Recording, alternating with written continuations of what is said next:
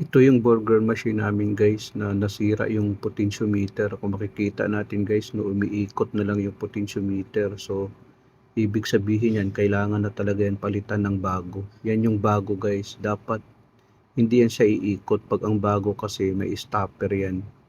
Kung saan yung maximum speed lang niya. Ganyan. 0 hanggang sa maximum speed niya.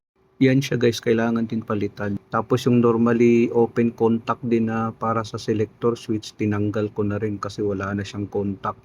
So kailangan din talaga palitan ng bago. Ngayon guys, ang ginawa ko, pinalitan ko muna ng bago yung normally open contact natin sa selector switch. Kailangan palitan yan dahil wala siyang contact. Yan, pinalitan ko na guys. Tapos kinabit ko yung wire para okay siya.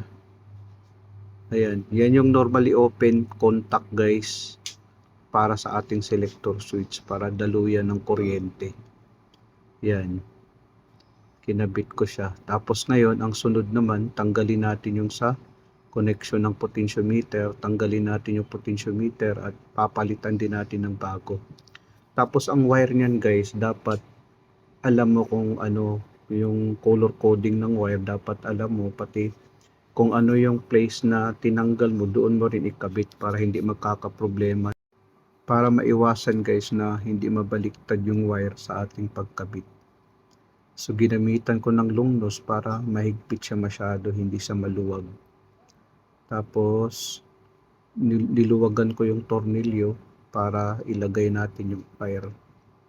Tatlong wire lang kasi yan sa potentiometer. Yung potentiometer na yan ay tatlong wire ang ginamit dyan.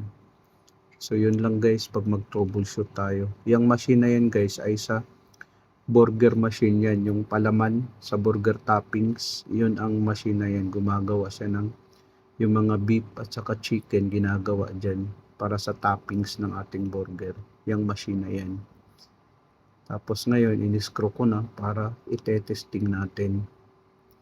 Nakabit na natin guys lahat. So, kailangan din natin i-trial. Testingan natin, i-run test natin yung machine kung gumagana ba talaga yung potentiometer. Higpitan muna natin yung bolt para hindi pasukin ng tubig pag sakali maglilinis sila. So ganun lang guys, dapat yung higpit niyan tama-tama lang dahil may rubber naman yan. So i-try natin ngayon, no. Nakabit na natin yung potentiometer na bago, yan kasi yung luma at yan naman yung bago na ating kinabit. Kung makikita natin guys, hindi siya iikot, hanggang dyan lang siya. So i-try natin ngayon i-on ang selector switch. Pag i-on natin ang selector switch guys, pagpihitin natin yung potentiometer, automatic yan ngayon, gagana ang ating machine. Kung makikita natin, pagpihitin naman natin na palakasin natin ang potentiometer, lalakas din ang ikot ng ating machine dahil ang potentiometer guys, nagbibigay kasi yan ng signal sa ating BFD. Pagpahinaan mo naman, hihina din ang ating ikot ng ating motor.